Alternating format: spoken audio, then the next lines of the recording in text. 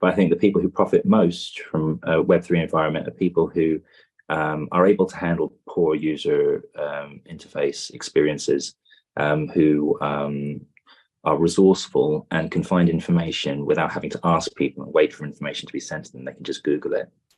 And it's these people, the proactive ones, the hunters, if you like, who go out there and actually try to improve themselves. Web3 is perfect for people like that, but unfortunately, most people are not like that.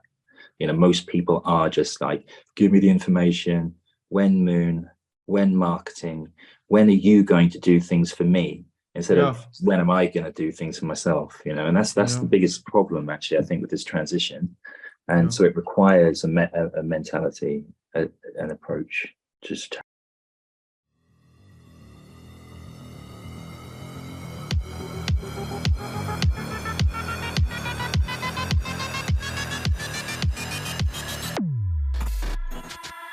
Ladies and gentlemen, comrades, welcome to episode 6 of the Quamfy Show. And we have a special guest today. We have Oliver Muldoon. And Oliver Muldoon, we're very happy to have you here. He has a lot of experience in many different fields. Started out as a legal administrator with several notable law firms. Some of them Berwin, Leighton, Paisner, McFarlane's, Linklaters, Clearly, Gottlieb, Steen, and Hamilton LLP. Paul Hastings then went to the Bank of America Merrill Lynch, was an assistant VP for asset-based lending, among other things. Then proceeded to go to Slovenia, became the head of English there, made content for Bitstamp. Then created a methodology that we're going to talk about a bit later. It's called Fixer's Pens, which is really interesting and relevant, and is now self-employed freelance. This episode, as you can see in the title, we are going to have a look at community building, management, psychology, all of that. Oliver has written a bunch of articles, and they are all in the description, as well as in the PowerPoint that we will be showing in a bit. And we're gonna dive in. We're gonna go through the first 3 articles and what Oliver has been on about, and we're gonna do our best to keep this all under 2 hours, because we did the introductions and apparently we all love to chat a lot. So, Oliver, thank you so much for being here. Thank you for having me, guys. I appreciate it. Yeah, it's really cool. I met Oliver actually in the trenches of the quant community back in 2020. Oliver asks questions, same as we like to ask questions, and challenge the status quo a bit. It escalated a wee bit back then, which was really interesting. Got Gil in the chat, and after that, proceeded to keep communicating with Oliver in DMs for a bit. Then we lost touch. Then I found him on LinkedIn again. I saw his articles on community building. I was like, okay, this is really relevant, and this can actually help both the comrades as well as other people in crypto to understand what is going on and why sometimes echo chambers are echo chambers, why admins are sometimes tyrants, and also why that serves sometimes a purpose. But there's a lot of things going on, a lot of trickery, a lot of good stuff, a lot of bad stuff, and we're going to pick Oliver's brain to see what he found, learned, and see if we can help you guys become a little bit more aware of what is going on within your mind and the minds of others. So, did I miss or botch anything up, Oliver? No, not at all. Thank you very much for the really nice introduction. I really appreciate it. You know, it's flattering to hear all of this. And yeah, it's also great to see you again, you know, and that you're still in the Web3 crypto world. Yeah, and you know, you're definitely an old hand now. And I really like the podcast too, by the way. I think it's very professional, you know, so kudos to you. Appreciate it. Yeah, great to have you here. Yeah, It's gonna be an interesting episode for sure, I think. Huh? Yeah, and we're breaking a little bit of the regular script. So Tim and I are not going to do all the chit chat that we usually do because I think we're going to have a lot of content to cover. Sure. So what we see right here, let me organize all my screens. Mr. Oliver Muldoon, you can find him, all the links in the description. You can find him on LinkedIn, most likely under the same name on Twitter. Yes, you are. Yes. And it's Telegram. I'm on Telegram too. Yeah. But it's not Oliver Muldoon. It's Oliver, and I think it's the first 7 digits I. So 3-1, etc. Yeah. I can send that over to you, no problem. The Twitter handle was indeed Oliver and then a bunch of numbers. Yeah, I noticed. All right. Okay. Yeah. So what we have here is who is Oliver Muldoon and the newsletter. We're going to combine these. I did a little bit of the introduction, and what I did not share was your path into the Web3 space, for lack of a better term. And I'm curious if you want to share your story on this. Oh yeah, sure. So as you mentioned, I started my working life working for various law firms, some of which were magic law firms, some of which were second tier. And it was because I was working with all of these lawyers that Bank of America contacted me and asked me to work for their legal department to manage the relationship between the banks, the bank and these law firms, which the reason why they picked me to do this was because I had so much experience. I knew how much they were charging. I knew their internal processes. And I managed to establish a system anyway, which saved them quite a lot of money, up to millions of dollars, because I was automating their retention of outside counsel process, which until then had been manual. So they were able to negotiate discounts on advice and understand what all the lines of business were doing, which before then had been very difficult to keep tabs on with the manual system they had in place. And so they promoted me to assistant vice president, which is what they do when they don't want to give you more money and they want to give you something. So I just took that, but I didn't get too carried away with it. And then the 2007 financial crisis hit just out of nowhere. I mean, at first it started with a credit crunch. The first inclination that this was going to be a terrible, momentous event was when I looked at the lawyers and they were standing around doing nothing. I asked them why, and they said, well, none of the banks are lending to each other. So, we've got no work to do. And then I think I could see the writing on the wall, but, I didn't really understand, even at that stage, what was going to happen. I didn't understand the problem with collateral debt obligations. This was a completely different line of business. I was working in legal.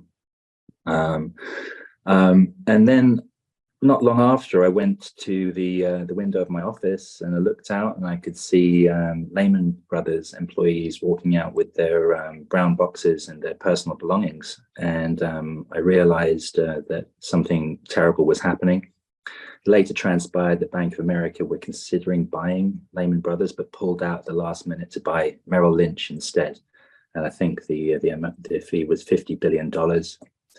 And I do know that the Federal Reserve also bailed out Bank of America because it's too big to fail. And then I realized that I was working for some kind of I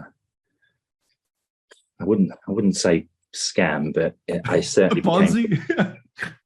I just thought, this is shocking. If I run a business and if it fails, the government isn't going to give me any handout. I'm not too big to fail. I just felt like it was wrong. I think that the bank should have been allowed to fail, and then we could have a hard look at the existing financial system and rebuild. But instead, the taxpayer money was spent on maintaining this outdated and antiquated system, which excludes people, from participating, and I just thought, all right, I just had enough of this. This is not the dream that was sold to me when I was young. Everyone said, get a job in a bank, be a doctor, be a lawyer. And, I tried to go down that path, but I realized that this was just, never going to fulfill me. And so I left and I went to go and live in Slovenia. My ex-wife, she is Slovenian. And we decided to go and live there together because we'd always gone on holiday there and it was like a nice place. And we thought, why not live where you're on holiday? Managed to land a job working as the head of English for the Slovenian government. I sent off like 400 applications and, I was very lucky to get that job. I had imposter syndrome for quite a long time. I was working with the president and the prime minister, helping with their speeches, press releases, European Court of Human Rights observations. Anything in written form had to go through me before it was published. And the last thing I did there was the coalition agreement for the incoming prime minister, who promptly fired me afterwards to get his own English guy in. No good deed goes unpunished. No good deed goes unpunished. I did work hard for those guys, and I really tried my best. But it's very difficult, because they have idioms that we don't have, and so if you literally translate them, they don't make any sense. And so it was quite an interesting insight into learning about Slovenian as well. There's some crazy examples of that. Then I became a TV commercial actor in Slovenia, which is not as grand as it sounds. I always played a husband, a father, or a businessman. And it was at one of these commercials that I was introduced to the owner of Bitstamp, the world's oldest cryptocurrency exchange, as they like to say. Longest standing, should I say. There were obviously Mt. Gox and others TikTok, yeah. And this was the first time I'd heard about Bitcoin, and Satoshi Nakamoto. He sat me down, explained all this. I told him my background at Bank of America, the reason why I'd left, and he said, did you know that you can now become your own bank? I was like, what? I could not believe it. I just got chills, and he explained it. And I started working as head of content there. I was there for the listing of Ethereum back in 2015. And that was due to huge pressure from Ethereum coin holders who were just pressuring Bitstamp to please list, because at that time it was a Bitcoin exchange really only, necessarily, obviously. But there were some maxis who were very unhappy with it, but it went through in the end. It was just inevitable. And that started my journey into what we would call now Web3, or the semantic web, or crypto world, metaverse. I mean, there's all these terms to describe it, what's happening to us now. So yeah, and I worked on various communities. I started working with Hive Terminal as an independent contractor for all of these communities. And it was there that I went through my first bull run with the community, 2017, December. And then to the January 2018 was awful. From hero to zero, and it's just horrific. And that's where I learned most of my community building techniques, at the coal furnace, basically. Tried a few ideas, tested them out. But one thing I realized during my time at Hive Terminal was it was possible to harness a community to work towards a common goal and not to rely on centralized intermediaries for our success, which I thought was a fundamental aspect of Bitcoin. And I could see that did work in a community setting as well, outside of that area. So when I started trying and testing these ideas, I started to get the basics of a methodology in place. And in subsequent communities, I was the global community manager for NEM, which at one point was quite a big deal. Back in, I think it predates Ethereum as a blockchain. 2014 it was established. So yeah, predates Ethereum. So they were huge, and I think they were, to put it in coin market cap terms, they were ranked 4 at one point. But it was a layer 1 protocol, and they wanted to upgrade that, so they launched a new blockchain called Symbol, And I was there for the first couple of months. I was there for the launch of that, and then managed its transition to what it became was a technocracy. At that point, it became less of a democratic, open, and inclusive community necessarily. Actually, it needed direction and guidance and developer focus. And so I managed that transition, and I like to think I replaced myself there as well with some people who were better than me in many ways, which fits with my idea of self-replication, which we might talk about later. Yeah, for sure. Yeah. And then I've been advising on other projects since then, just really to try to make sure that they implement an ethical, meritocratic system which encourages growth and doesn't focus on speculation. Because really, in my experience, a lot of communities that do focus on speculation become ghost towns during bear markets. When you remove the financial interests, often there's nothing left. And I just thought that these ideas that are emerging in this space are just too precious to not be protected by a strong methodology. So I just spent all my time trying to think of that and speaking to people and learning from them. So yeah, that brings me basically up to date. Wonderful. What a journey. Did you did you just say that you met Satoshi Nakamoto? Did you say that? Oh no. Oh. I saw Tim's face the first time you said it, and then I heard it the second time, and then I felt my face doing that thing. Oh no! Okay. Please, I really hope I didn't say that. I was introduced to the concept, to who he was as a person. Who was he? Did he, Bitcoin? The whole thing. I had no idea until I met the owner of Bitstamp. His name's Nate Codrich, and he explained everything to me. Obviously, I don't know who Satoshi Nakamoto is. I hope you accidentally misspoke, but maybe I did. I apologize. But you said it so casually. I was like, "What?" Yeah. No. Welcome to our style of interviewing. This is called the show. No, so it kind of your start at Bitstamp kind of coincided then with the entire start of Web3. I mean, it's around 2015. That entire concept of moving between webs also started around that time, 2013, 2014. So this is kind of we're in for a long episode, I guess. Oh yeah, great background. It's I'm talking to the head of English of the Slovenian government here. The former head of English.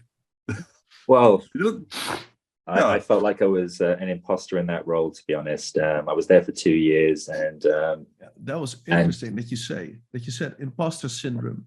Yeah, because you should always. I was always doubting myself. I was always doubting, it's really the way it's said. Second guessing myself. So I was always, checking, finding, evidence to back up my point. It was actually good preparation for a life in crypto, because I think that there isn't really enough of a focus on substantiating your point in interactions. Very often on Discords, links will be disabled necessarily because of security concerns, but it makes it so much more difficult for people to put a link and say, this is what I read and this is why I think what I do. That's a big interest of mine as well, trying to make sure that communities interact in the right way, positively, constructively. I think you guys know as much as I do that there are so many communities out there that don't do that. Not necessarily because they don't want to, it's just they don't know how to, maybe, so I'm hoping to fix that in some way. And to fix that, you started a newsletter, and the 3 articles that we will be discussing are on handling logical fallacies, self-replications, and organizational hierarchies. And the organizational hierarchies you already lifted the tip of the veil in your introduction, because you already named 3: the technocracy, the democracy maybe I mentioned as well. There's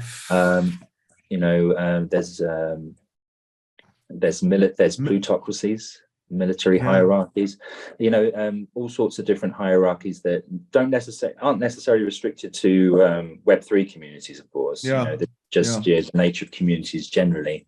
I just thought it was important to take a look at what these hierarchies are and understand when you're in one. Because a lot of people say, well, this is a decentralized community, but there's an authoritarian hierarchy in place, a chain of command, they talk about decentralization of power and, empowerment of the individual, but there's always somebody at the top who has to kind of approve everything. So you just, and sometimes, people don't necessarily know that. So I just thought it'd be wise just to set out all the different hierarchies that exist in society and culture so that people can better understand how to navigate them, and also the reasons why they're implemented, because sometimes they are implemented for a good reason. In a situation where it's all going crazy, you might want to revert to something more authoritarian, because you just want to retain control.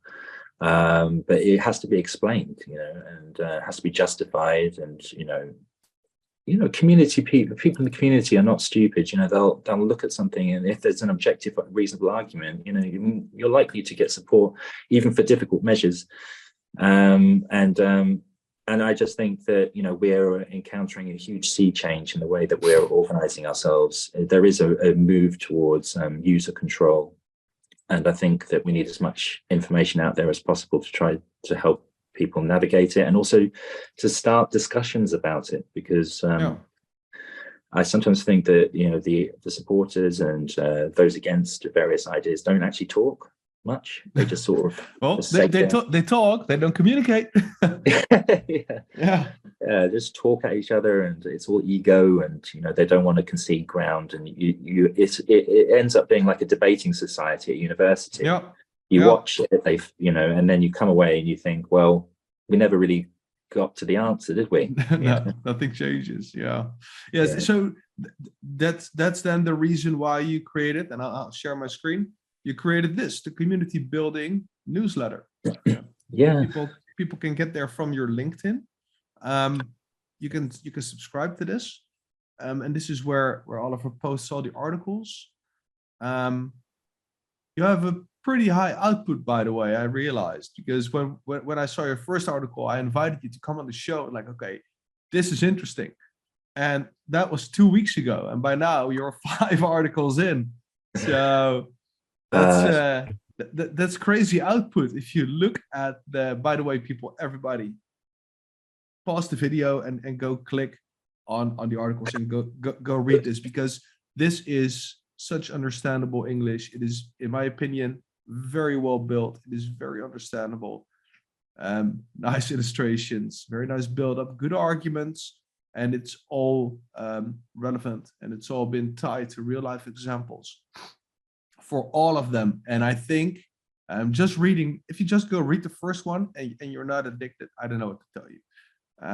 But this is just crypto community discussion 1-on-1, appeal to pity, the straw man, hypocrisy appealing, all those things. It is wonderful. Oh, well, thank you very much. And thank you very much for the plug. I really appreciate that. That's very kind of you. I mean, often people will be in a conversation in a community and they'll think there's something wrong. There's something wrong with what this guy said to me, but I can't quite pin down what it is. And it might be because that they're using a circular argument. The premise is stated in the statement itself, and you just need to be able to learn sometimes how to identify that, and to mention it to the person who's making the comment and say, you've just committed a logical fallacy here. Can we perhaps strengthen your argument, steel man it, if you like, so that we can answer that as effectively as possible? So take a more constructive and collaborative approach to somebody's objection.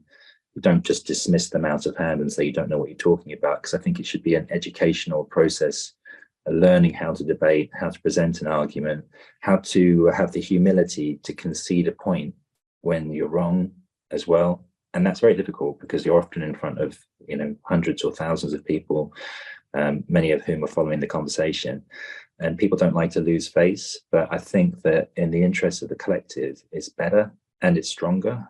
I don't know. I think it's stronger to say, actually, I was wrong there. Thank you for correcting me, and we can make this idea better.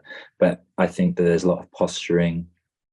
Perhaps there's a lack of taking responsibility and accountability for your points of view, and that ties into the anonymity question as well in crypto, which some people unfortunately abuse, even though I believe it's a necessary aspect of Web3 and so should be preserved. But there are some issues with the way that people talk to each other, and I mean, I think that you saw evidence of that when we were in the quant community together. It felt like butting heads, and that the points that I were making, which I was making, weren't really being acknowledged. Particularly, in fact, I think it was actually interpreted as FUD. Which is something I would like to talk about as well. FUD, the concept of that. Whether it's a good thing or a bad thing. I think personally it's good. If somebody is fearful, uncertain, or doubtful about something, I'd like to hear about it. I want to know. We spoke about this on the Quamfy show a bunch of times, right? FUD is like this blanket statement to, in our opinion, just shut people up and move on from a certain topic, either because they do not have the answers and don't want to admit it that they don't know. Or they're indeed feeling threatened, right? Like somebody's coming in to push down price or some other reason. And a lot of these questions, we agreed after like the last Greg Lund thing with the token supply, that there comes a point where a community is so large and so developed that even if something like a discrepancy in token supply, and which is being discussed in a very tight community, right? The one community is about 3-4K members, probably a lot less active. And yes, they own a lot of tokens, but debating a token discrepancy will not influence price anymore.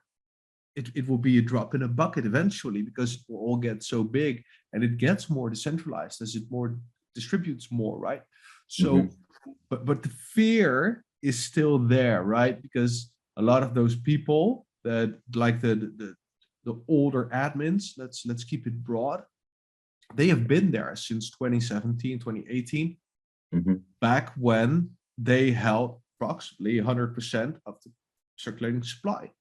And if then something like an Oliver Muldoon came in with a question about the validity or the believability or the trustworthiness, whatever, that could in fact maybe influence, let's call them weaker hands into selling, that could cause a cascading effect. Right now, I mean, it's not the same anymore. This is also what you write in your article, I think, because it's people stand still in time. Oftentimes, right? They join at a certain time. You see that in the military. That's my experience.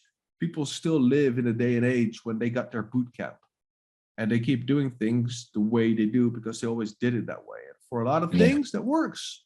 But if you are in a community, something like crypto or investing, I mean, things change quickly, and everybody acknowledges that. But then we, in a way, choose not to modify our behavior at the same pace, which is odd. Yeah, it is odd. When there's a financial element or interest in place, it does tend to cloud people's judgments sometimes. So you just have to acknowledge this. There's a necessary aspect of life in Web3. Tokens have a price. But really, I believe that the conversation should be always steered towards the utility of the token rather than the price aspect. Because, if you start talking about the price, then the conversation becomes pretty mundane and boring. And it also just depends completely on factors outside of your control.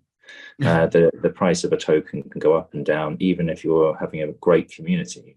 Everything's going well and you're producing content, you're helping each other grow and develop, you're mentoring, so it's really important to move away that focus away from the price and towards the utility. Without utility in the token, it becomes a zero-sum game. People buy tokens and then they sell them onto people who are buying later. Unless there's utility for the token, unless the business itself is using the token as part of the ecosystem in a substantial way, it's very difficult, to create a real genuine sense of community, because people are going to get dumped on, basically. And so that was always my focus, is just, where's the utility? Is there utility? It's like the Holy Grail. And it's very rare to find, really very difficult to find. So I think that's why the conversation focused on that. When I was there, I was like, how is the token being used in the ecosystem? And I think there was some resistance to explaining this. And I think I can understand why, because if you know where the token's moving in the system, when you can predict buys, for treasury from exchanges, then that gives an opportunity to speculators to perhaps profit from it. But that wasn't the intention behind my question. I just wanted to have as much transparency into that process as possible, because I really wanted to find a utility token that worked, really. It was an interesting day, and the counter arguments, right? Let's call them that came up, and I'll be sharing my screen here for a bit. In my memory, they all fell under the things the topics you discussed in your community building handling logical fallacies article. Right. And you have a couple of main categories, right? So you start with what is a logical fallacy, and I'd love for you to explain that in a bit. And then you got the summary, right? So we have the fallacy of distraction, reasoning, credibility, and then in your article you come with some fallacies in day-to-day life. And what I'm curious about, if you can sum up, I just named it the top 5 most dangerous, prevalent, easy to solve, notable, blah, blah, blah. What are the most common logical fallacies that you encountered in crypto? Maybe in that quant community discussion, because people can actually read back if they are interested. But if you can start off with what is a logical fallacy, that would be very interesting, and it will give us a lot of new ground to cover and to debate. Okay, all right, no worries. Well, this was actually a test. We didn't tell you. Well, I hope I pass. Well, a logical fallacy, to my mind, really is an obstacle that prevents a productive discussion, and they can take various forms. They can, be distractions. They can be failures of reasoning, and appeals to authority, so credibility related logical fallacies. The reason why they're problematic is because sometimes they're not easy to identify. In school, we haven't actually been taught how to debate and argue. I mean, I certainly wasn't. I think it's rare to find, and to apply critical thought to an idea is something which, unfortunately, the educational system doesn't really prioritize, preferring instead, to memorize things and just regurgitate at appropriate moments. Collecting dots instead of connecting dots. I mean, I did get it with the Dutch education I received here. So all the all the styles of arguments and argumentation, how you should do that. In the higher education, but not no, in high school. So when I was like 15, 16, we had to do an enormous exercise on it. But I hated it.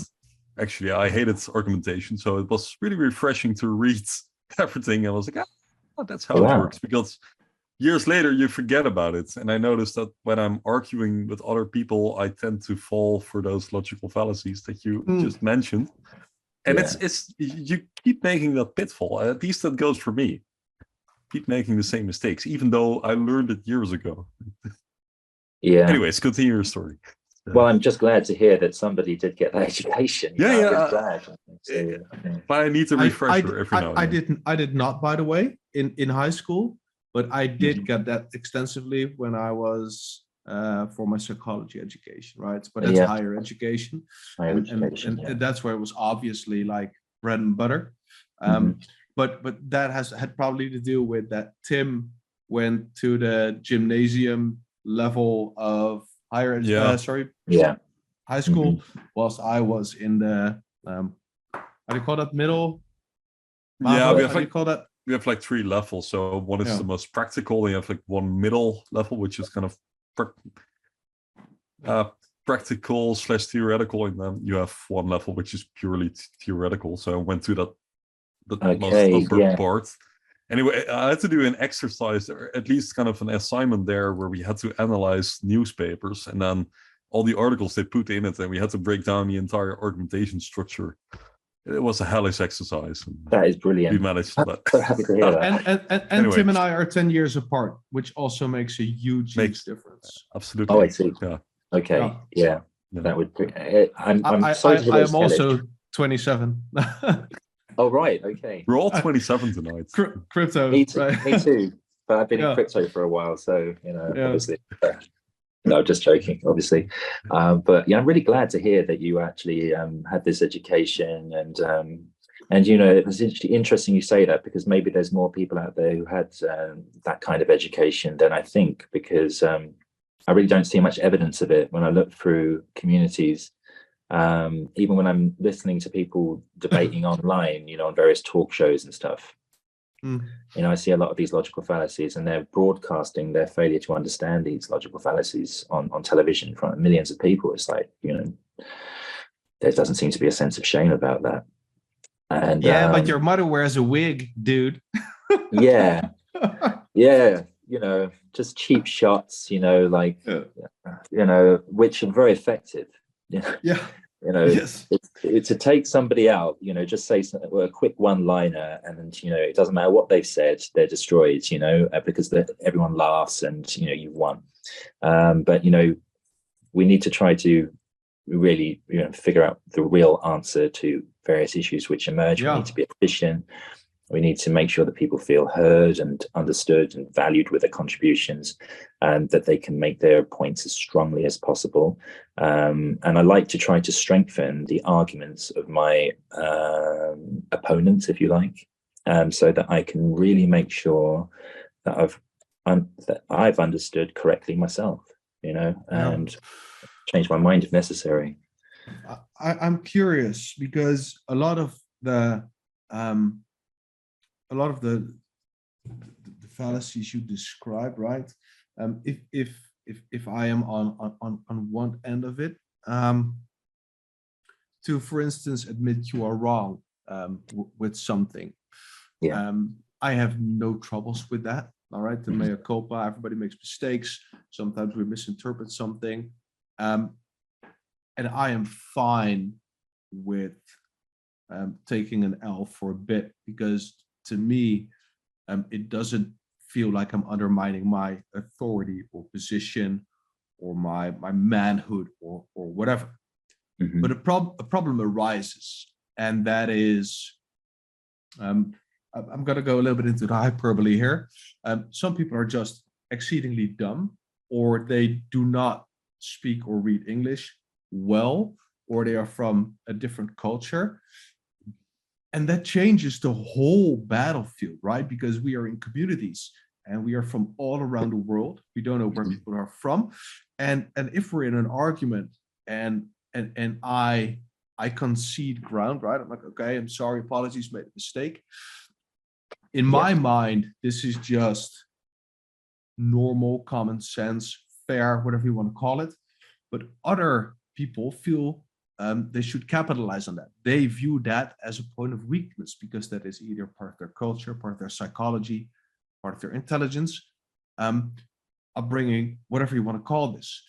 And that makes it very difficult, because I read the article, and a lot of the topics you covered to me made perfect logical sense. What I learned as a psychologist, that in conversations with specific cultures or with some people of specific intelligence, doing what is right can actually get your arse kicked, because people will lose respect. People will lose, I think losing respect covers it mostly. Same for, sorry for rambling on, same for their arguments towards me. If you try to, and that's what you ran into in the quant community, when you try to either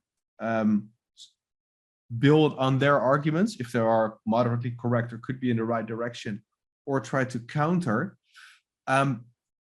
it will not land, right? Because it is too intricate or too complicated. So looking then at the practical applicability of these things, how do you see that, for instance, in Telegram groups? Because that's where most people most likely discuss their crypto stuff, or Twitter, which is kind of the same. Yeah, well, you raise some very valid points here. There are various factions in a community, divided by culture, location, interests, abilities to understand what you're talking about. Very often, my approach really is just, to apply one approach for everyone. And in cases, the inevitable cases where people, capitalize on me admitting, that I was wrong, for example, or, somebody from a different culture to my own misinterprets my admission as weakness, I tend to rely on the other people, who are listening and who are contributing, and I leave it to their better judgment as to who was right or wrong. And if I'm wrong, so be it. I wouldn't like to be a dictator, and I can be wrong, of course, like everybody. So if that happens, then I'll accept it and change. I did encounter that with one community I was working on, Symbol, and most of those community members, or a significant portion of them anyway, are Japanese. Completely different approach to life and communication and politeness and all this kind of thing. So I learned a lot just through that, but I think it is important to respect the fact, that people don't necessarily speak English as a first language, and there will be communication issues. And I never criticize. Having learned languages myself, I know how difficult it is. So I'd never, I think it takes a huge effort, to learn another language. Like you guys obviously speak English so well, like all the Dutch guys. It's just it's something to be commended, and these are all barriers to be overcome, really. And conversation is going to do that. If somebody's harsh to me, I would like if somebody else jumped in and said, that might have been a little bit harsh on Oliver. Or, just let other people then talk and, be objective and let everyone contribute. Yeah. Well, what I noticed, right, because I'm taking it back to the quant community argument again. Because I knew the outcome and I knew how you handled that, because the questions are asked, you have the answers, because in your behavior you showed that as long as you stay patient, respectful, ignore or just gently address the, how do you say, the wrong of their communication, and then just move on, don't dwell on it, right? Just label it, name it, and then move on with respect. That kind of counters a lot of things, and that usually also turns around the hate into a form of love, right? Because if you don't fall for the bait and you acknowledge, okay, right, you're doing this or that. I mean, I don't think, unfortunately, anyone started to love me and my questions. Maybe with the exception of I did. couple of people. Well, thank you. Yeah, I appreciate it. but no, man. But what was the thing? And that's why I wanted to talk to you about this. Is the way you handled that, because you got attacked, and in my opinion, you did almost everything right. You got attacked from so many different fronts with so many different arguments, and staying calm and patient, and then, well, as the crown of your work, getting Gil on your hand in a way. I think that's really important. And I think that said a lot. Unfortunately, it didn't change a lot of behavior from certain people. Don't want to go there. But changing behavior is difficult, right? And we spoke about this, me being a psychologist, that's all about changing the behavior. The fallacies here, what we're talking about is the expression of people's thoughts, right? So they're either cornered, or they're stumped, or they're just imposter syndrome, or they're just feeling dumb or whatever. They try to express themselves because they don't want to say, okay, I cannot do this anymore. I'm out, right? I'm done. So they're coming up with something to try and save face or discredit the other person. Yeah, I mean, it's a very difficult job. You know, my sympathies go out to people who run communities. I mean, I've done it myself many times. When you have somebody like me in your community who's just like pointing out things gently and, as you say, not getting offended, and, you know, trying my best to maintain the conversation. If I was empathizing with the people that I'm talking to, I can see how difficult it is, because maybe, for example, you answer 6 or 7, you know, requests or comments or questions within like 10 seconds to 30 seconds. Then somebody else asks a question, and, you know, it takes hours for a response, you know, and, you know, a community can quickly descend into chaos in that time, and it becomes extremely difficult to manage it. So what do? You know, very often people just take the easy option, just say, let's just kick this guy out, you know, so that, you know, we can breathe, regroup. And I understand that. But just probably there is probably other ways of doing it. And I just suggest that there should be some sort of forum, you know, where you have a Google form and, you know, submit questions, the difficult ones which need answering, and then publish a blog on a Medium post and just say, you know, these are the answers to the question. We could not answer these ones because of these reasons, and people would be very okay with it, and it would relieve the pressure on the moderators. Because actually, I sympathize with that. That's a good little tip or piece of feedback. If you're running your own community, or you have a project, right, and you're running your own community, that could be a very useful option. And to build on your previous argument, I think what actually happens is, a lot of the time, is people keep doing what works, right? So in the beginning, everybody's patient, you're doing your best to educate, but after the 50th guy walks in, when gateways, when moon, and it starts to sound like that in your brain, and you learned that if you're just being blunt, or just send #DIOR, I mean, the people will go away, right? And because and at a certain point in time, that is just the goal, just to get the weight off the shoulder, just brush it off, and that's, I don't know how you call it in English, afgestompt, Tim? Dumbed down? Getting numb. I think. Eventually just getting numb, right? It's just same question over and over ad nauseum. Then we resort to what works instead of what people need, right? So we start emphasizing, and we just throw everybody on the same pile, like, oh, there's another one of those retards. I mean, I've been in the admin groups, and not only Quant community, I've been running several communities, and that's just what happened.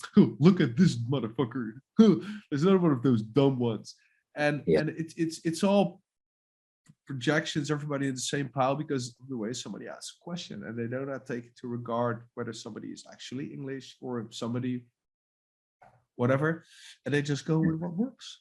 And the thing is, with quants, it's kind of crystallized. So the people coming into the quant community Telegram, they're not that dumb necessarily. So when people start asking questions, it's usually more of a technical matter.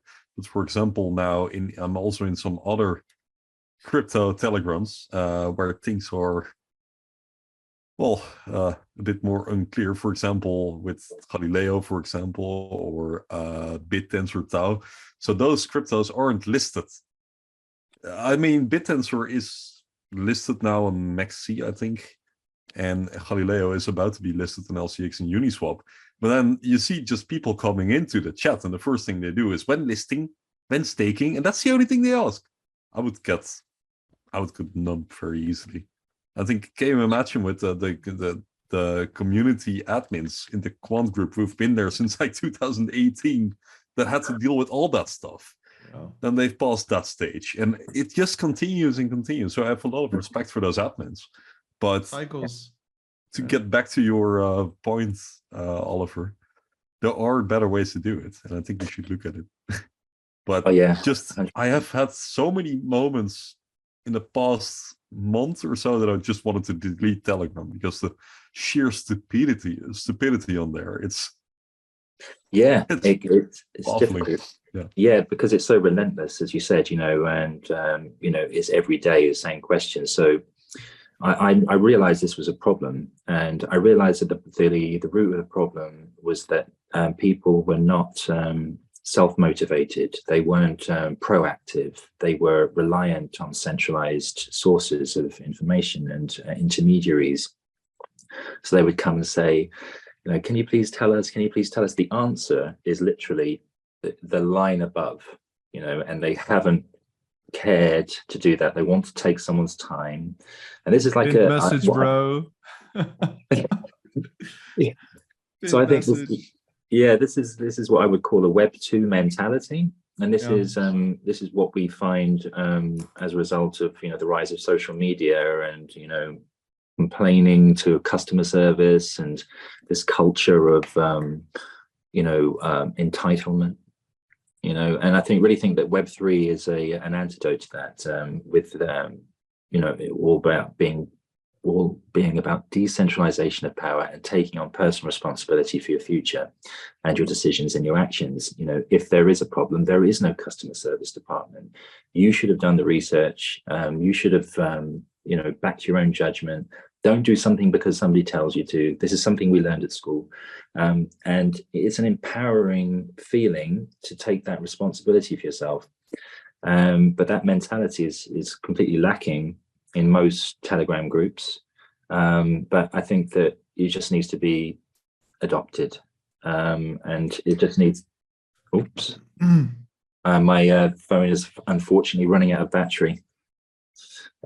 So I might have to plug myself in at some point, but okay. Yeah, it's a Web3 mentality, I think, that's required for people to make sure that they can handle the challenges and obstacles that come with this environment, finding information, acting on that information yourself, checking its reliability, don't trust, verify. These concepts are something which are completely alien to most people. They just don't even think about it because they think it's the same as Web 2, and it's not. While Web 2 is arguably more dangerous than Web 3 because the trust is blind. Most websites you come across, you cannot verify really ownership. You don't know who's behind it, what they're doing. I mean, that's one of the fatal mistakes, right? That's the security thing.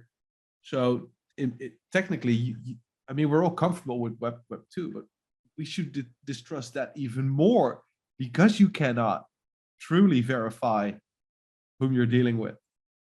Or am I misunderstanding?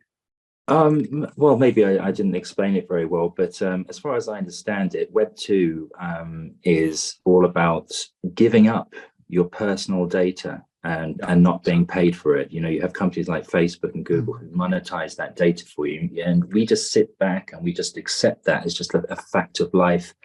It's all free. It's all free. We can all use it's all free.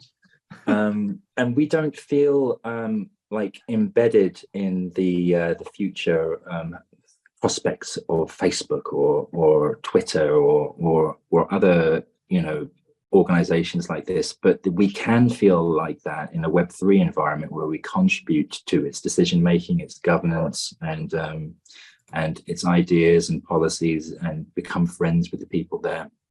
It's more interactive, and it gives people a greater sense of personal agency. And I think that's the biggest difference that people need to overcome. Now we have this Web 2.5, which interacts with social media and makes it a better user experience. I think that's a really good stepping stone. But I think the people who profit most from a Web3 environment are people who are able to handle poor user interface experiences, who are resourceful and can find information without having to ask people and wait for information to be sent to them. They can just Google it. And it's these people, the proactive ones, the hunters, if you like, who go out there and actually try to improve themselves. Web3 is perfect for people like that. But unfortunately, most people are not like that. You know, most people are just like, give me the information, when Moon, when marketing, when are you going to do things for me? Instead of when am I going to do things for myself, you know, and that's the biggest problem, actually, I think, with this transition. And so it requires a mentality, an approach just to handle that. Interesting. In order to understand what Web3 is, we really need to compare and contrast it with Web2, what we're actually engaged in now. Web2 was, you know, a revolution. You know, for the first time, we could self-publish content. We could interact with each other in a variety of ways. And then Web3, as a lot of people call it, is more about a decentralization of power and transferring ownership to the user. And some people who are conditioned to using Web2 platforms like, you know, Twitter, Facebook, you know, Google, all these big corporations, they're used to passively sitting back and just sort of waiting for things to happen with the technology that they're using, and, you know, complaining if it's not up to scratch, and just kind of having a very entitled attitude to life. And I think it's just been a bit of a problem in society generally. You know, people often, it encourages a little bit of a victim culture in a lot of ways, I think, which I really don't think fits with this Web3 world, where we're trying to encourage people to take personal responsibility for their online safety, for their security, for, you know, even holding their assets, not your keys, not your coins, etc. You know, so this Web3 world requires a different mentality that works in a Web2 world, and it's very difficult to find people who have that naturally. And you know, it's something that can be taught. But it is definitely, I think, an advantage to have this approach to finding information for yourself, going out there and, you know, finding solutions to your own problems, researching yourself. If something goes wrong, take responsibility for it. If something goes well, take credibility for it, credit, should I say. You know, there is no customer service department. There's nowhere we can just complain and say, I want, you know, my money back. I mean, it's decentralized. This is the idea, that there isn't a central resource that you go to. So we have to try to find the right balance for that. At the moment, Web3 is described as decentralized, but in reality, it really isn't. It can't. It's not even distributed. Yeah, I mean, there's plutocracies forming, obviously, you know, and you could say it's like Fiat 2.0, you know, in a lot of ways. But that's why it's important for this mentality to be adopted by the people who are in these communities, because I believe that can pave the way for the technical reality to be more possible. I mean, that's all we can do as communities. You know, we have the blockchain trilemma. You know, scalability, security, and decentralization. You know, you have to compromise one of those three things at all times. So how do we scale up to the mainstream, maintaining all of those aspects? One has to fall. And now there are many projects which are, you know, attempting to solve that, like Algorand, for example, I noticed. But it comes with a lot of caveats.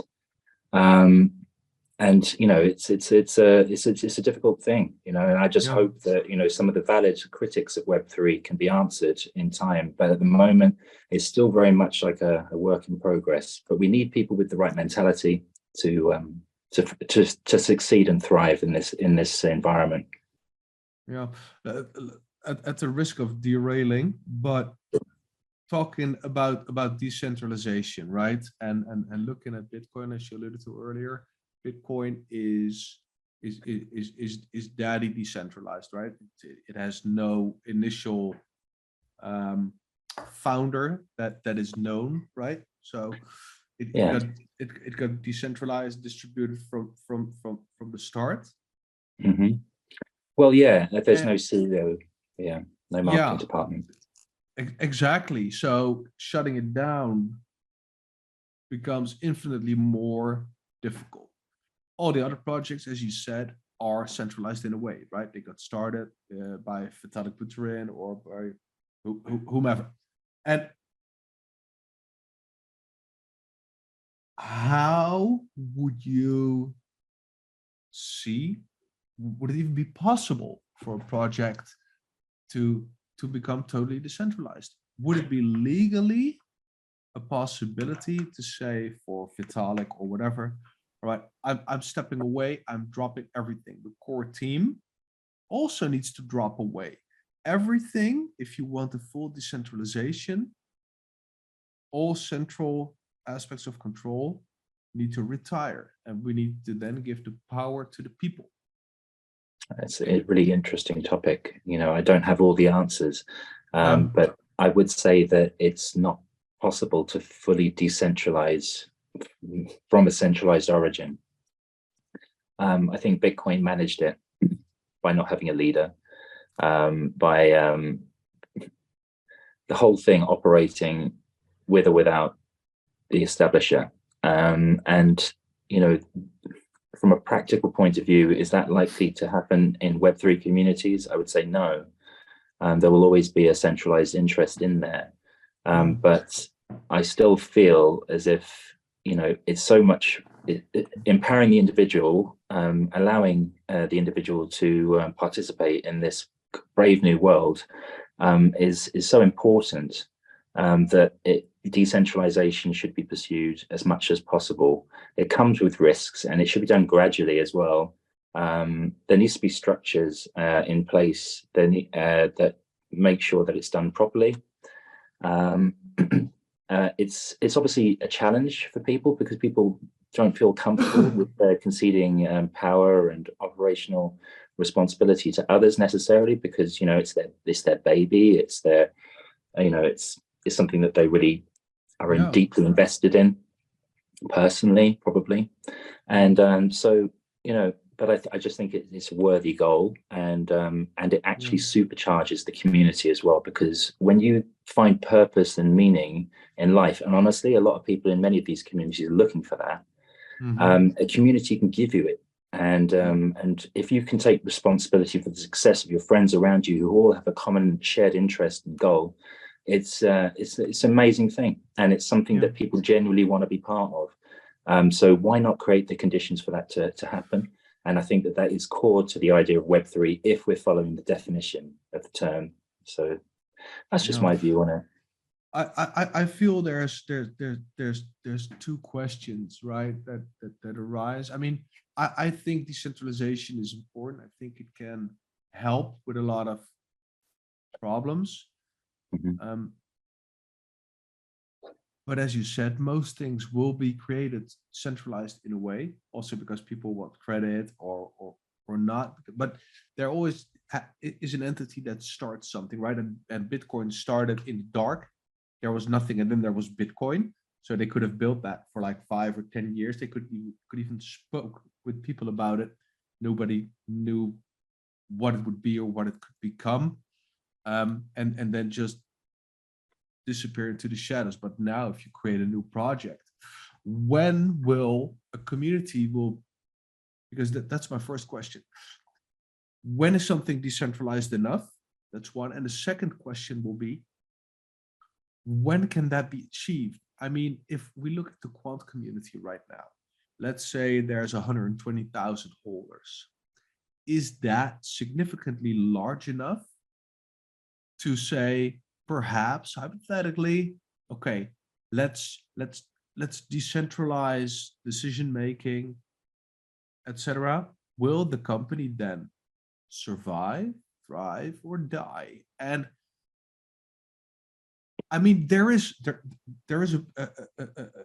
canting point, if that's the right word, but it's very, very risky because you're going to need to have a certain critical mass of people willing and able to sustain operations, start initiatives, and then you also get the problem of decision making. I can remember that they wanted to create a quant DAO, and they created like this this vault, and they created a decentralized voting system with, I forgot all these terms already, but getting critical mass for people to make decisions, even in crypto, right? Connecting your ledger and then voting rights with a quadratic voting system. People were just too scared to connect their wallet. People didn't dare to interact, to vote. I was one of the 7 people that actually contributed. So quant community wasn't ready for decentralization.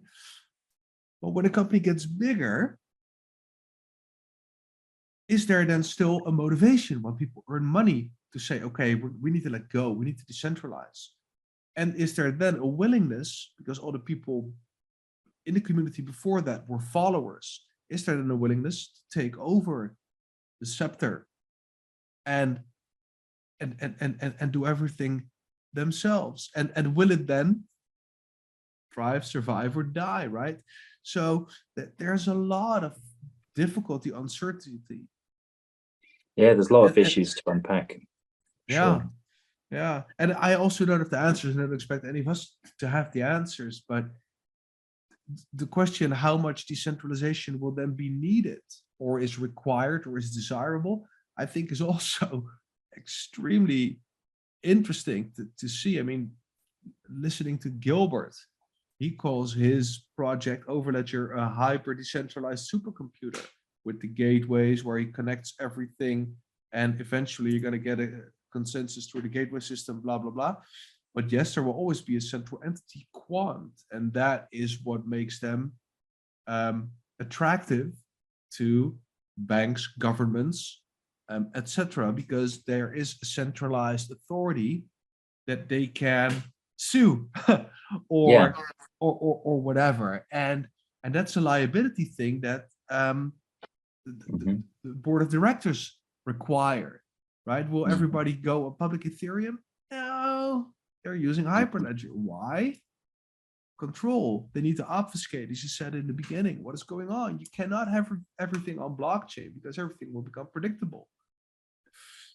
Yeah, I mean, we raised a lot of interesting points. So I think one of the first points you raised was like only 7 people contributed to the DAO that you mentioned. Yeah. You were one of them, and because people were scared to connect their wallets. Is that right? Most likely, yeah. Well, I think that this is a UX problem, a user experience problem, and you are Web3 savvy as much as the next man, and I know that if you're doing it, yeah, that's great, but we need to access the mainstream here and try to make it as easy as possible for people to do it. That's the first thing I'd say. Second thing I'd say is that it doesn't have to happen like at breakneck speed, and there are certain topics and tasks that could be done in the short term, like just talking about things on social media, maybe volunteering for moderation, maybe producing content, writing an article, a thought piece, maybe joining a podcast and setting one up like what you did. Like I would say that what you've done with Tim is a really fine example of decentralization of community building, because this is quant based, although I know it's not limited to that, and you discuss things outside of the concept, but you're self-starters, you're activated, you did this on your own. In my opinion, you embody a Web3 mentality, and this is decentralization of power. There could be a podcast, an official quant podcast. Would they be able to discuss the topics that you're able to? No. Is that a good thing? I think so. I think it is good to have objective opinions, aired, and so if somebody disagrees with you, they can do so publicly, and we can, come to some kind of solution and find common ground. So decentralization in that respect is a good thing. But then there are drawbacks, it's clunky, it's unwieldy sometimes to have so many people having to decide on everything at all times. Where do you draw the line? I think we still have to try to find that out. The other aspect is meritocracy. you need to make sure that the community are arranged meritocratically, because it encourages people to improve themselves. You can be sure that the best people are in the best positions, and then you have to be wary of people's time. They have to absolutely love what they're doing, in order for this to work. And you have to find the most hardworking, committed, and passionate people, and use those people as a basis to grow. And the decentralization shouldn't be forced; it should be natural. And it shouldn't feel scary, of course. I don't think it should ever jeopardize the long-term stability of a project. But it is a worthy goal. Yeah. Yeah. Yeah. I think so. Yeah, I think those are really fair points. And especially time-wise, I feel that some projects want to rush the decentralization bit, right? They want to go from being a startup to a decentralized entity within 5 years. I think that's it's a noble goal, right? You need lofty goals. That's the word, lofty. It's not necessarily realistic. Yes. A lot can happen in 5 years, but for a startup to become a healthy business within 5 years, it's a challenge. Ruling by committee doesn't always produce the best results as well. There are some situations where it's merited and not merited. And I think that, there just has to be a level of pragmatism involved as well. I think it's important to take each case. And we're all still finding our way in this area. So a lot of it is just, testing to see what happens. Unfortunately, with many DAOs, plutocracies emerge because it's just a case of how many tokens do you have? And, decisions being made just by the wealthiest among us. That's a problem. So we have to incorporate meritocratic elements to try to overcome that and make it more, I would use the word equitable, make sure everyone can get involved. Yeah, Quant was actually working, well, not Quant, the DAO, working with a quadratic voting system with a token cap That's to make good. sure that if you have, for instance, say 10K tokens because you were early, that should not mean you have 10,000 votes. That would be preposterous. So there would be a quadratic and then a cutoff. So if you can never have more than 100 votes, I believe it came down to, and that would be similar to somebody getting in later, buying X amount of those, whatever. Going off topic, what is interesting with this, right? And we spoke about this before, the self-replication part. So eventually, especially if you're moving to decentralize, self-replication could be useful, and this is your second article. Can you explain what you mean by the self-replication? Sure.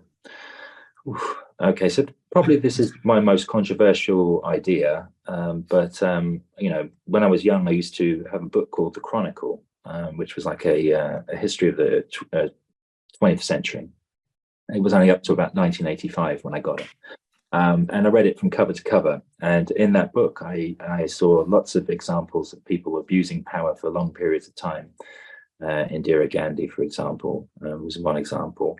But then in more recent times, you had Robert Mugabe, in power for such long periods of time that eventually the power corrupts.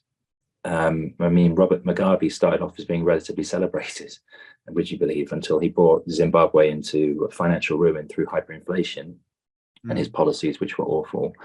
And so I realized that there was a problem. When you retain power for too long, it corrupts you. And although there is always a need for some kind of leader, I would encourage people to try to lead themselves as the first option, and not to rely on somebody to be a figurehead to guide you through bad times, because ultimately, at the end of the day, you can only rely on yourself. So that's one aspect. So remove the leadership burden from the actual leader to lead yourself, to try to stop the need for a leader, because as again, Bitcoin, they don't have a leader. And I think it's one of the things that make them so successful. But we can't avoid that in Web3 communities. There is always somebody who starts, but that person, I believe, shouldn't be there for a significant length of time, because as you become entrenched in a position, standards start to drop. You start to make bad decisions. You may, start to be tempted by various aspects of the job, which don't contribute to the benefit of the wider community. And so self-replication, to answer the question, is about just replacing yourself with somebody who's better than you, and so that you can move on in the organization to do something else, and allow the people below you to come up. There's nothing worse than joining a community where everything's fixed and structured. You look up and you just see no way of progressing. Should be encouraged. And it helps decentralization of power as well. And a mentoring culture, teaching people, the benefits are huge. But it's controversial. People don't like doing that. People are scared. They're worried. What's going to happen? Where will I go? What will I do? I always tell them the same thing. Look, if you can teach and train somebody to be better than you, you are incredible. Like, you're so valuable and brave, and it just demands a huge amount of respect. And so I would consider people like that, who I find who do that, they're like gold dust. And I have managed to find people like that. Luckily, I'm very fortunate to have found people who have been able to replace me in my position quite easily. So it's working. But yeah, it's not for everyone. I have realized. I'd even argue, right, that a lot of times, I mean, there's plenty of examples where CEOs don't stay on very long, right? The average CEO has like a lifespan of, I believe it's 3 to 7 years, something like that, because the CEO comes up with an idea. He's generally the founder of the company. He's like, okay, I want to do X, Y, Z. And then he is working to reach that goal. But he never knew that there was also A, B, C, D, and all these different tasks. And eventually the CEO will wear so many hats. And there are so many jobs that he has to take on new people. If eventually there will come somebody that can do most of the things the CEO is doing better, and he has to realize that, right? But most people are too proud, too ignorant to then recognize, okay, I built this. This is now my baby. Is it finished? Yeah, maybe, maybe not. But here's this other guy I just hired, who's a fucking genius, and he's better than I. Why not, if it's your baby, surrender your position and do something that you like? I have no examples. I mean, I love listening, for instance, to the Tim Ferriss show. I think he's a wonderful interviewer. He has a lot of very, very grand people in their field on his show. Mm-hmm. Never heard an example of this, but it makes so much logical sense to me that you run into problems eventually while entrepreneuring. Is that a thing? and then realize that, okay, I now kind of built this, but it doesn't suit me. Yeah. And most of the time people just leave. I mean, that happens a lot. But people taking a subordinate position in the same company, not really familiar if that would happen. I would definitely do it, right? I could definitely just take a step back and do what I love rather than doing what I think I should be doing for some reason. Yeah. I mean, of all my ideas, it's definitely the most controversial one. A lot of people are saying, Oliver, in reality, that just doesn't work, and I say, well, I'm trying to do it, but it's still one of those things which I'm not really sure whether it is actually in human nature at all. As you mentioned, there's it's counter. It's definitely counter.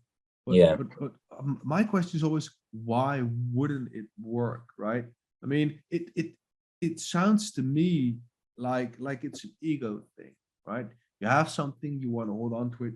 You don't want to relinquish your position. Is relinquish the word probably? Yeah. Relinquish the word? Yeah. You Relinquish. don't want to relinquish your position because you'll lose status. I mean, you could very well be an informal leader of a company as somebody else being the CEO, right? Somebody that loves the paperwork and all the bullshit, and you can be the ghost in the machine, if you will, without the title. But on the other hand, how does one become a CEO? I mean, you gotta have some way, shape, or form of an antisocial personality sometimes to be an effective CEO and to crave that. Yeah, it's so. And that's then usually the psychology of the people that crave a position like that, but then shouldn't have it, but they get there, and then the chance that they relinquish it is then almost zero. So, I mean, I love the idea, and it makes perfect sense because it's very rare that somebody gets into a position and is actually the best person in the world for that job. Oh yeah, I mean, you know, it's difficult, and also like when you have talented people, you want to hold them into that position. So a lot of the resistance that I found to this idea is that, you know, people just don't want you to go. Yeah, they don't want you to leave because they feel as if when you go, they will be significantly weaker. But in my opinion, that's just a failure to have replaced yourself with somebody better than you. And I often think that's just an issue of how you present it. You know, I know that the people who replaced me, especially towards the end of this experiment, are significantly better than me in several areas. Do they have the confidence? Sometimes, you know, they are, you know, naturally humble people. That's one of the reasons why I picked them, because they're, you know, they're kind, they're generous, they're decent people, but they're also smart, capable, intelligent, and they have all of those things. And so I find that they're sometimes a little bit reluctant to believe that it's possible. And that's one issue that I've encountered before. So I have to work on that, you know, try to instill belief a little bit better. You know, but yeah, as I say, very much a work in progress. And the criticisms you say are completely justified. But I'm going to continue seeing if I can try to do it and maybe extend the time. I think that's also the issue. If you do it too fast and if you don't have a succession plan in place that makes sense, then you know, it doesn't work. So finding that optimum time length is important. But I think it's a necessary element, because I think that the biggest problems in the community, as we spoke about before, is appeal to authority. Just because, you know, instead of like looking at the leader and saying, well, it must be good because the leader says so, or the leader's great, you know, therefore we must all agree. There's a lot of this going on. So how about we solve that by changing the leader, or making leadership not that big a deal and taking leadership on ourselves? Because I think that issue does need solving. It's the biggest thing that I find in communities is this hero worship. Yeah, interesting. That's the thing, right? Being the leader. Yeah, it should be the idea. It's the yeah, exactly. You know, worshipping the leader. The idea is really the most important thing. The people around it, we all move into different situations, different roles, but it's the idea that should take precedence. You know, so removing a leader encourages focus on the idea, the actual subject matter, the issues at hand that we need to address, rather than personalities and stuff that which are distractions.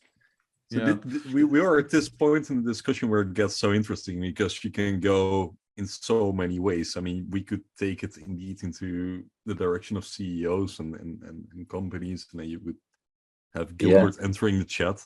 But the most vivid example that comes to me now is like the situation it's a political discussion, but at least here in the Netherlands, where we have this prime minister who's been in charge for the past 12 years, and he doesn't really have any ideas anymore. It's just the personality of just him being very charismatic, and that's the reason why people vote for him.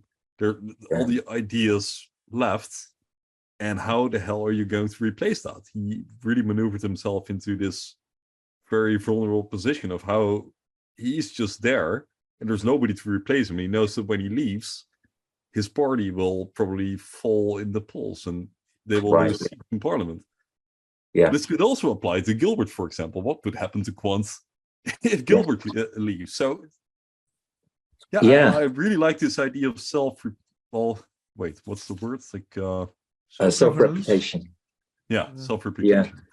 Yeah, I mean, but obviously, with regards to Gilbert, his background is very impressive, you know, and you know he's obviously a very credible character from what I can see from my research and my due diligence of him online, you know, and I think that you know you can understand why people say, you know, it's all under control. Gilbert's handling it because you know he does come with certain cachet and credibility. But I just think it's just not healthy generally to use that as the default go-to. Oh yeah, it's because of him. We need to look at the issues independently and not get confused so that we can have better structured conversations and come to conclusions faster. And I'm sorry to hear about your political situation in the Netherlands. We had the same thing with Boris Johnson. It's politics, but it's just an interesting example. But it is. Politics is a no here. No, we don't really touch on politics for practical reasons. Of course. Anyway, same as soccer. Never start soccer, politics, religion. No, we don't. It's interesting we don't touch upon it, but I mean, with Gilbert, I mean, he switched between positions a lot, right? So apparently, every time he did that, he found someone who could replace him. I mean, that's brilliant. Yeah, that's exactly it. And you know, you can get much better understanding of the whole organization as well when you do this. It's the other. I'm sure that he knows everything that's going on there. You know, it's like the interim managers, right? Those are the guys that come in and usually either restructure what they have and push move people around. Or get in new people to do the work that other people are not doing. I mean, that's a forced short-term solution. Not sure if that really works in the long term, but maybe looking at their methodology and maybe the tricks that they use, that you can implement that in your self-replicating philosophy. Also, look at Simon Sinek. I'm not sure if you're aware of him. Oh, I do know him. Why Leaders Eat Last. That's one of his famous books. I think he's a really charismatic, energetic guy. The way how he talks about how leaders at any level should present themselves, project themselves, and how they should treat people.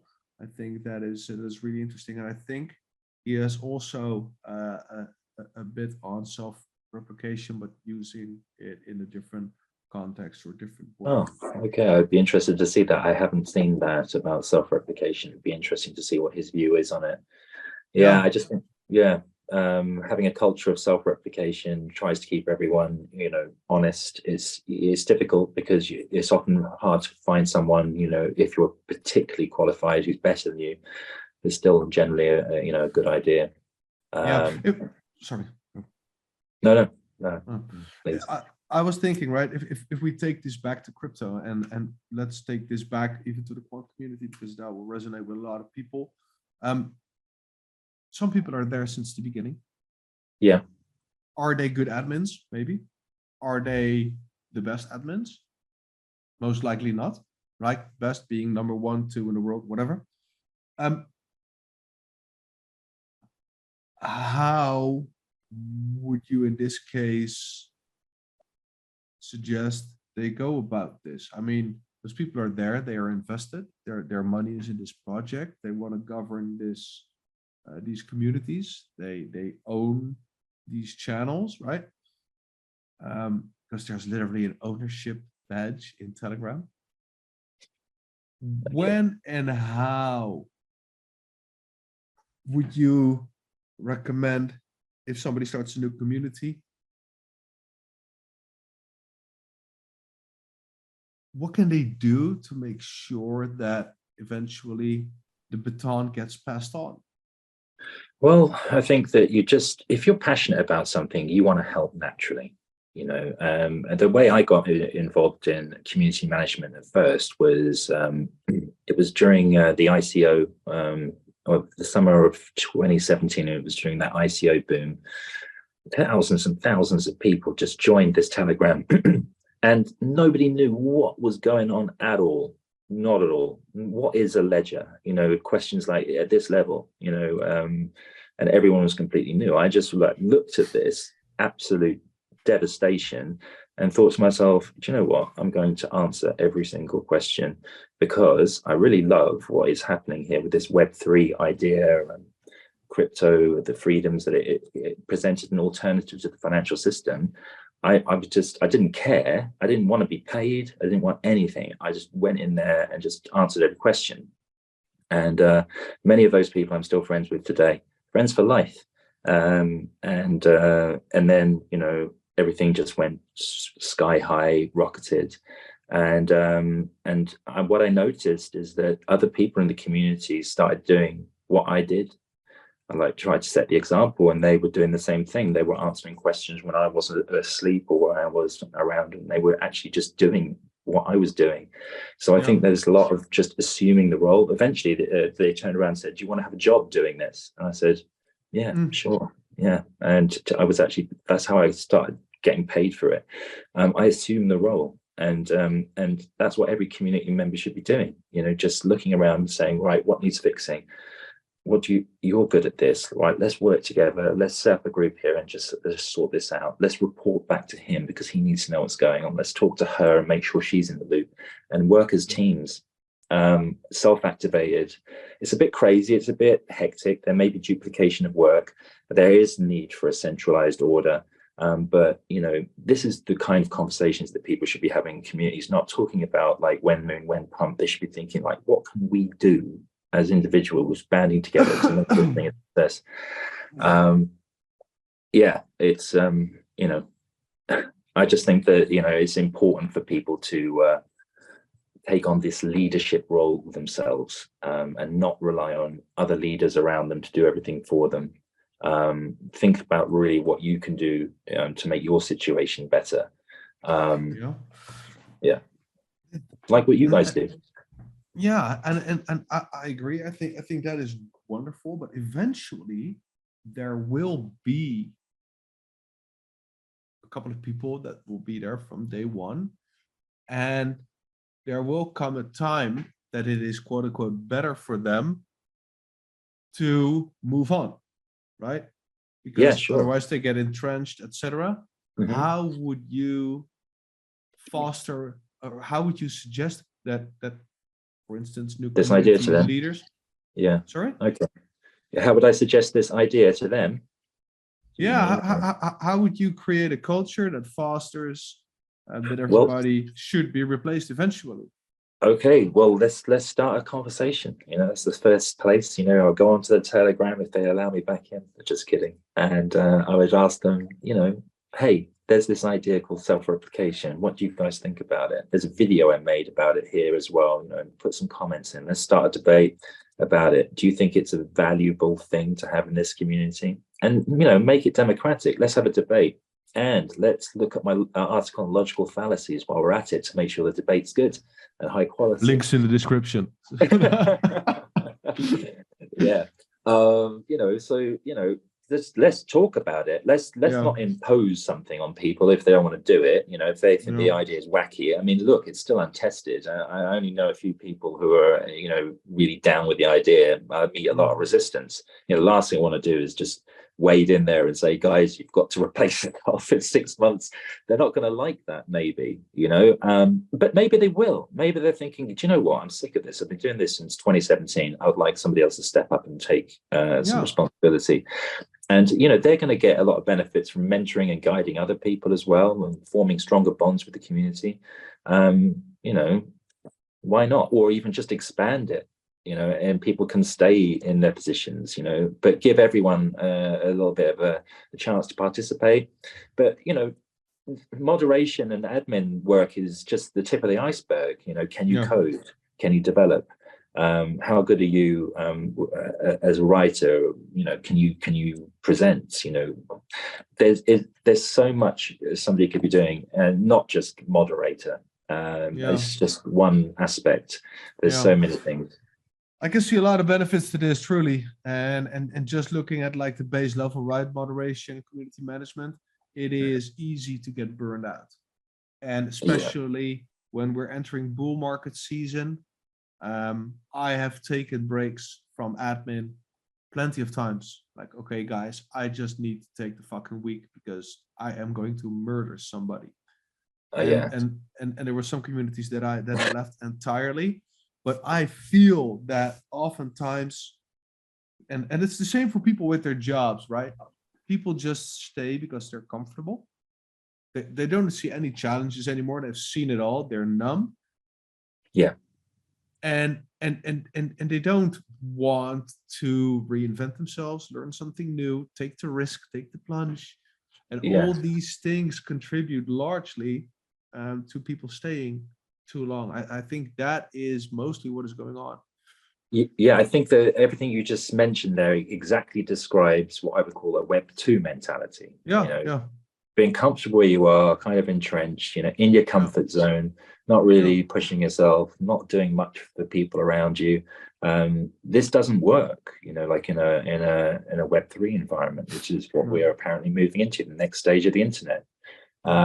So that's exactly why there is a huge issue, in my opinion. But there is a transition going on, it seems, right? Ever since, I don't know, for a while, people are seemingly job hopping more, right? People are taking on challenges elsewhere whenever they get bored. It's a lot easier now, right? We're no longer bound to a single city. We can now work remotely. So I think your self-replication idea is very timely. I think with the decentralization going on right after COVID and everybody working from home, can be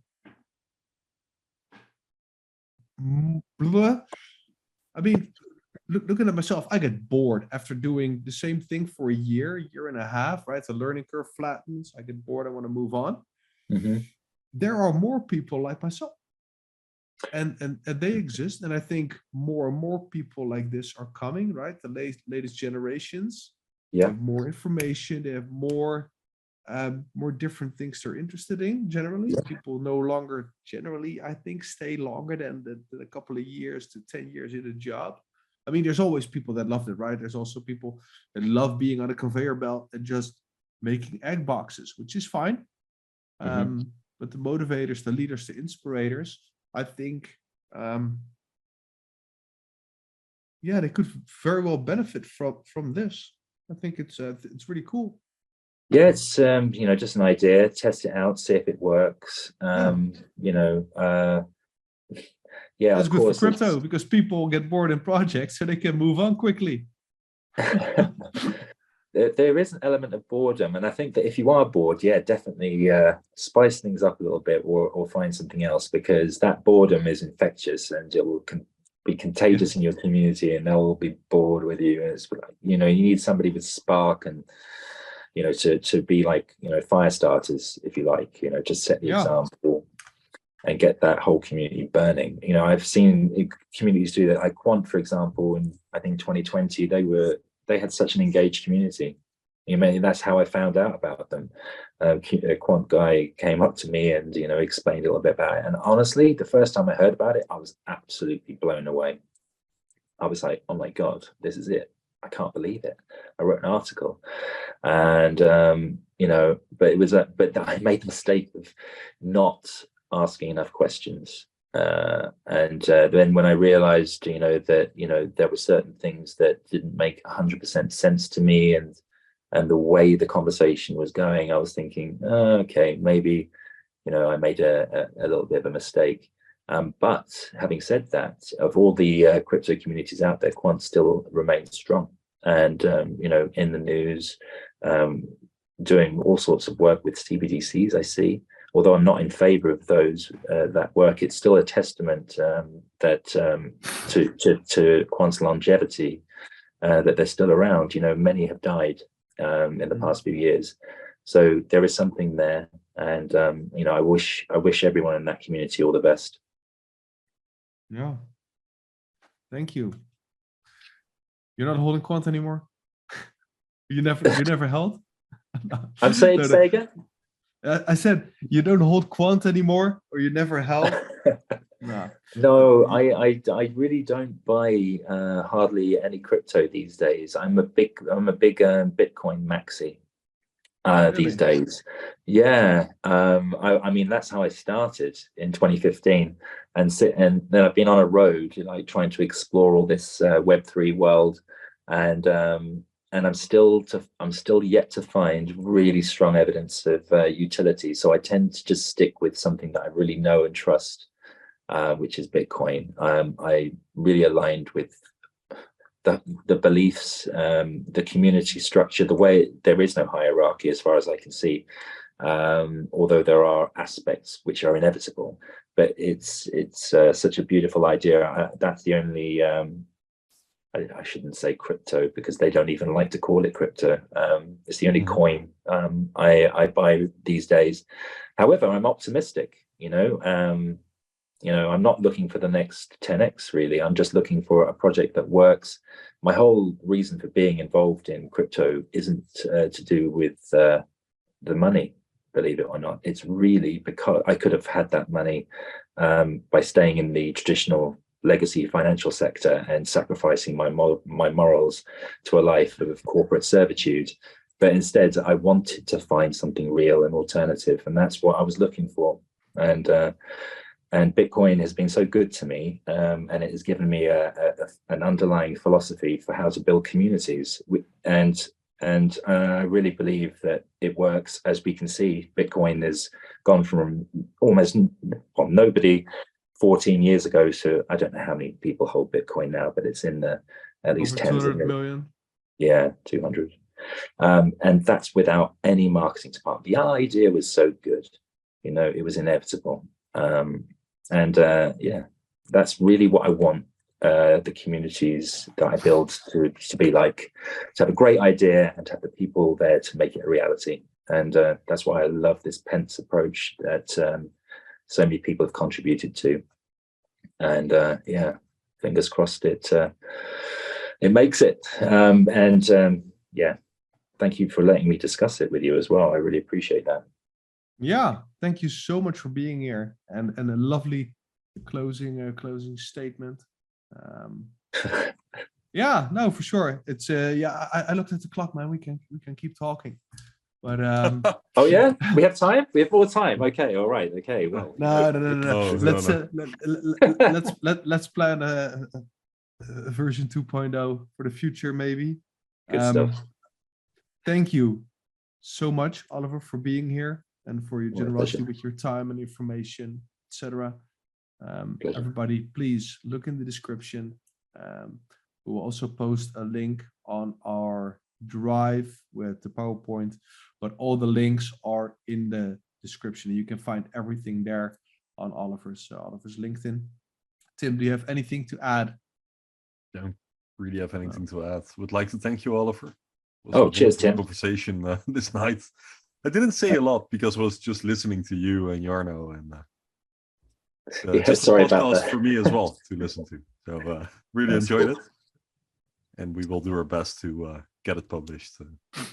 Great stuff, guys. Thanks again. Appreciate it. Thank you so much. And for everybody watching, thank you guys so much. Make sure to leave a comment. If you have any questions for us, drop them in the comments. You can always go to Oliver's articles on LinkedIn, Oliver Muldoon. You'll find him there. Ask the question on the article and get a bit of traffic going. If you will, smash the like button, subscribe, all those good things. Yes. And we'll see you in 2 weeks with the new English episode. And next week for a Dutch one, if you can manage to understand. In the meantime, stay Quamfy. Cheers. Stay Quamfy.